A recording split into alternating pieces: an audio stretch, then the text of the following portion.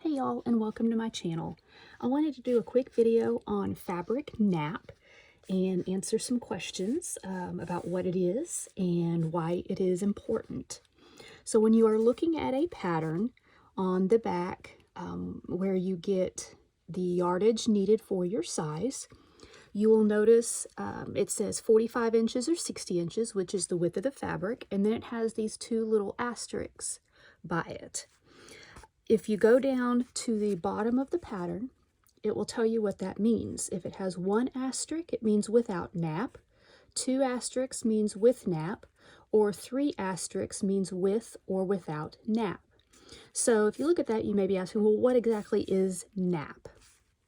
Well, nap is the raised surface on certain kinds of fabric, or a special pile given to cloth. And the most common fabrics are suede, velvet, and corduroy. So for those fabrics, fabrics that have a nap, you need to buy more fabric because you have to have the pattern pieces going one direction.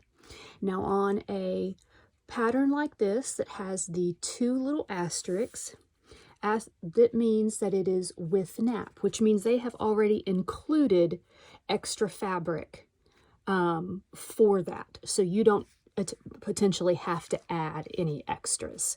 If it has three little asterisks, means with or without nap. So you wouldn't need any extra fabric one way or the other. You have plenty of fabric, whether your fabric has nap or not. If it has one asterisk and says without nap, but you are using a fabric with nap, you will need to add some more fabrics. Now, here's why it's important when using a fabric with nap. I've got this red velvet here, and then I also have this beautiful green corduroy and this corduroy as well. You have to turn your pattern pieces all going the same way. The reason for that is because the nap creates difference in color, and it's going to be hard to see on camera, but you can definitely feel it. If you have a piece of corduroy or velvet, you can feel it with your hand. If you move the cloth one direction, it feels soft. If you rub your hand the opposite direction, it feels really rough. And some fabrics like this one here, you may be able to tell when you move it with the nap or when it feels soft, it's one color.